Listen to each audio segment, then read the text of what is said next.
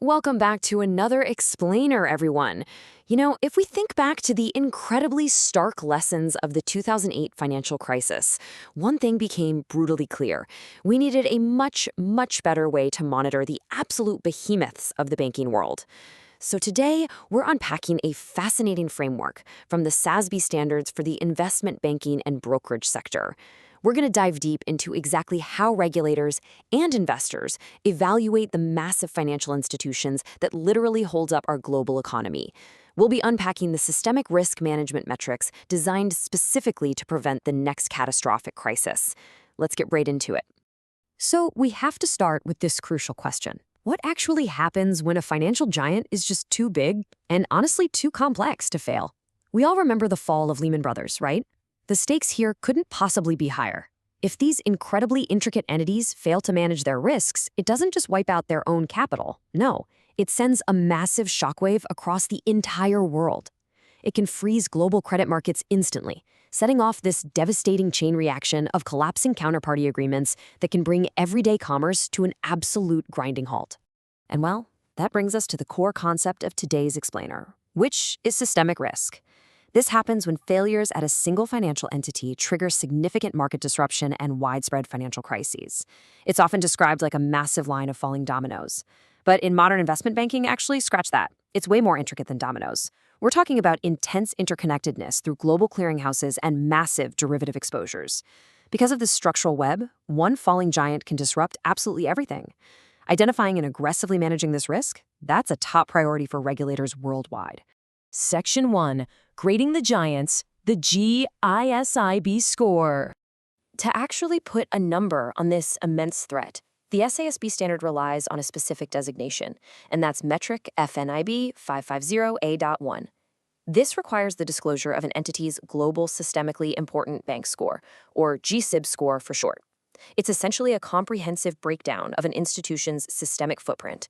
Having a standardized metric like this is a total game changer. It allows regulators and institutional investors to look at global banks across totally different countries and regulatory regimes and finally compare their risk profiles on a true apples-to-apples basis. Now, the evaluation of a bank's systemic importance relies on 5 core categories. They don't just look at sheer size, though, obviously that matters. They also evaluate cross-jurisdictional activity, interconnectedness, substitutability, and complexity. Let's look a bit closer at substitutability, for instance. This measures whether another institution can easily step in to provide the exact same services if this bank suddenly goes under. If a bank acts as the sole clearinghouse for a massive chunk of global currency trades, its substitutability is extremely low, meaning its failure would be catastrophic. By breaking the score down into these specific slices, we get a highly detailed picture of exactly where a bank's unique systemic risks actually originate. But this G-SIB score isn't just some internal, arbitrary number they made up. It has to be calculated according to a highly strict methodology established by the Bank of International Settlements, specifically the Basel Committee on Banking Supervision. The Bank of International Settlements is, it's essentially the central bank for central banks. So when they set a methodology under frameworks like Basel III, it ensures a deeply standardized, globally recognized approach that has real teeth. It forces these complex institutions to measure their risk using universally agreed-upon parameters. Context matters immensely when analyzing these scores, which is exactly why firms are required to disclose the whole backstory of their G-SIB data. They need to state whether the calculation was generated internally by the bank itself, using the Basel methodology, or if it was handed down directly from a supervisory authority. Furthermore, they have to declare whether they were legally mandated by their local regulators to report this data, or if they provided it voluntarily. Voluntary disclosure acts as a really powerful market signal. It tells investors that a bank is highly confident in its risk management and transparency, whereas, forced reporting might prompt a deeper look into the bank's internal culture. Section 2. The ultimate fire drill, stress tests. Moving from static scores to active simulation, we look at SASB metric FNIB 550A2. Here, banks must provide a detailed description of how they manage their mandatory and voluntary stress testing. But what exactly does that look like behind the scenes? Well, these aren't just simple spreadsheet exercises. They are massive, highly complex computational models that force a bank's entire balance sheet through extreme hypothetical scenarios. We're talking about simulating a sudden 50% stock market crash, plunging real estate values, and unprecedented spikes in global unemployment, all hitting simultaneously. The ultimate goal of running these intense simulations is to prove the bank has enough capital and liquidity to achieve three fundamental things during a crisis: absorb massive financial losses, continue day-to-day operations, and successfully meet all of its obligations. Now, there's a massive inherent tension between these goals. It's relatively easy for a bank to absorb losses if it simply stops lending money and hoards all its cash, but doing that completely freezes the broader economy.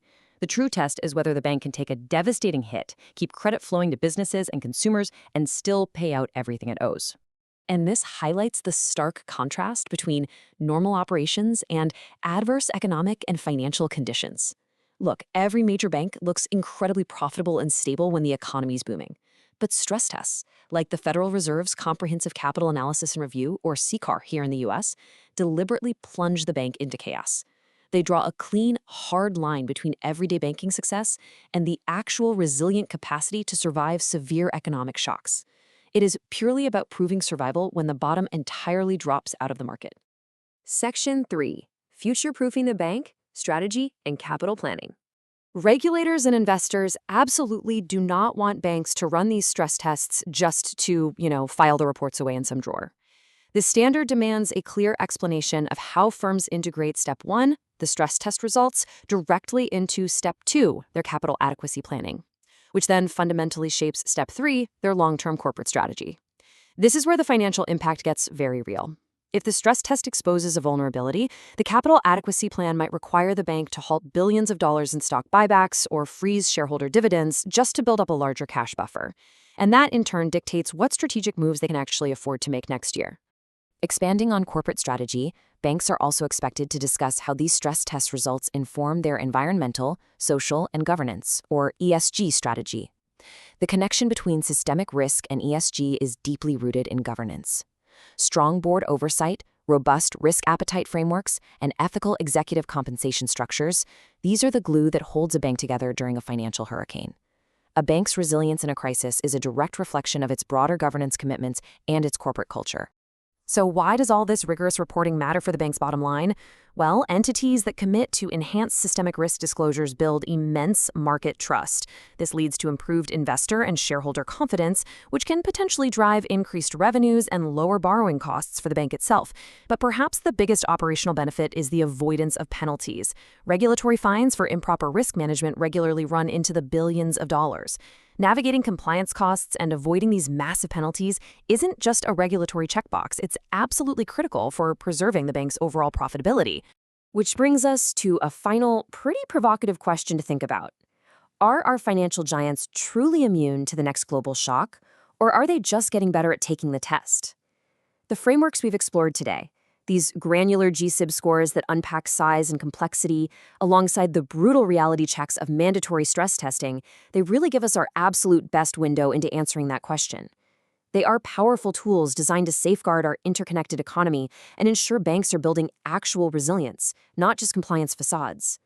But as the global markets constantly evolve, bringing new risks from shadow banking to cyber threats, so too must our vigilance.